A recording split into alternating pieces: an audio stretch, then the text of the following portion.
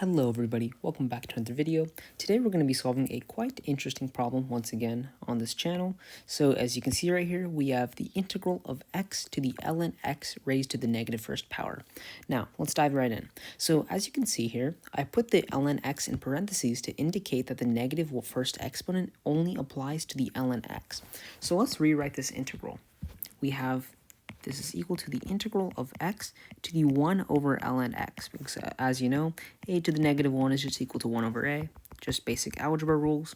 So this becomes our integral.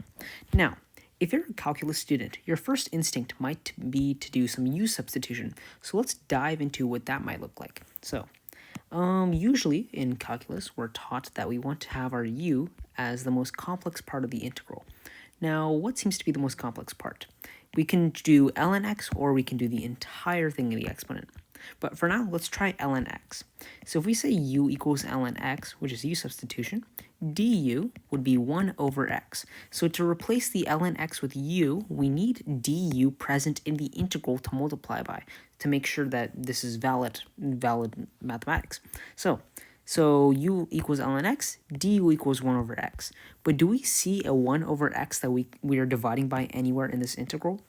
It doesn't quite look like it, nor we don't have it in the exponent here. We don't have it in anywhere, to be honest. So it doesn't look like that this u substitution is going to work. So let's scratch that.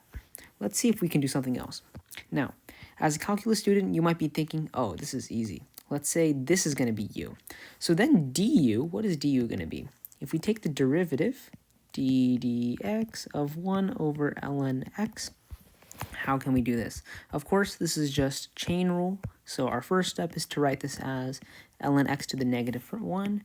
Now I'm just going to take this down here.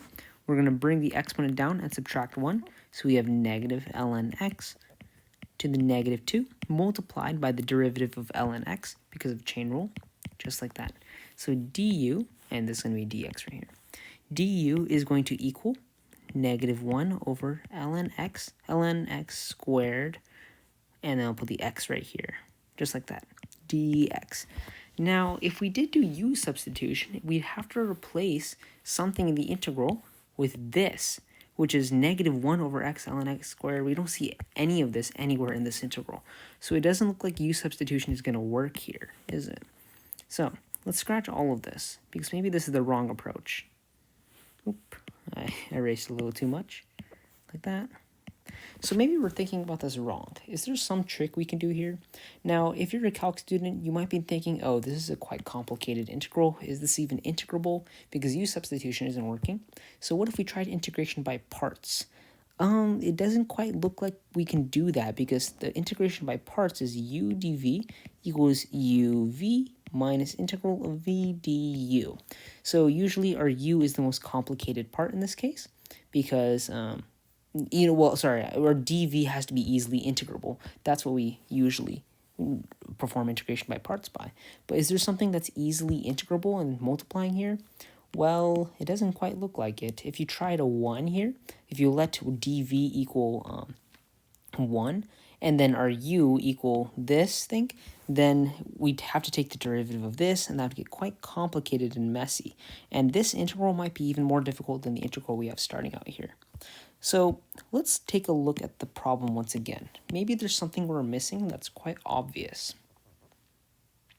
And I encourage you to pause the video at this time to see if you can find it right here. So there's a reason we rewrote it like this, because there is a really handy trick we can do here. Now, if you recall, what is the inverse function to e to the x? That would be ln of x. And the way you do this is if you have y equals e to the x, then you switch x and y. Then you have x equals e to the y, and then you solve for the new y. Then y equals ln of x. And of course, with the appropriate domain restrictions, because you can have negative numbers here. Well, you can, and I've made some other videos on that regarding complex numbers.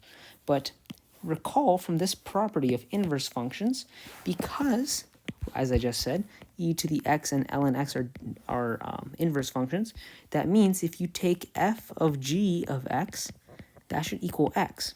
So if we plug in this, if we say this f is equal to e to the x and g is ln x, using this formula, since we know these are inverse functions, e to the ln x equals x. This is just the basic property of logarithms and e.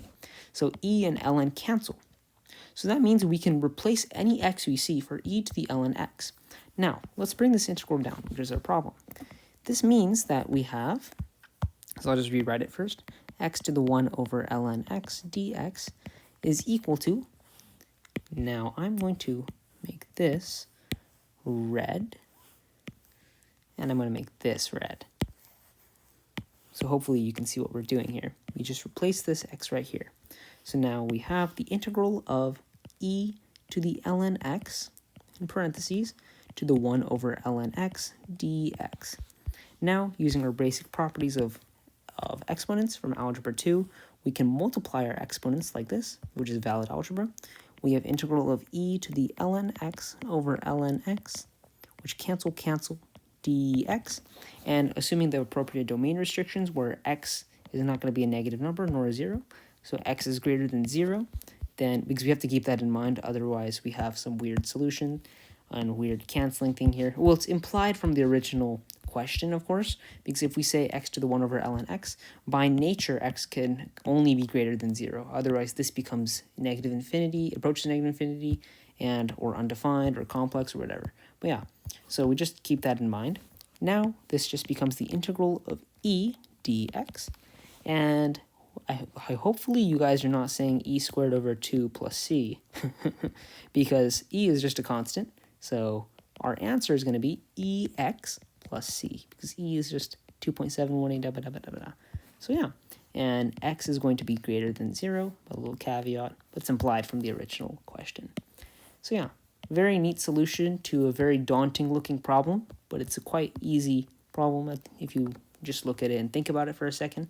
So it's a little problem to demonstrate that we shouldn't overthink things and jump to conclusions immediately. I hope you enjoyed today's video. If you have any questions or if I made any mistake anywhere, please let me know.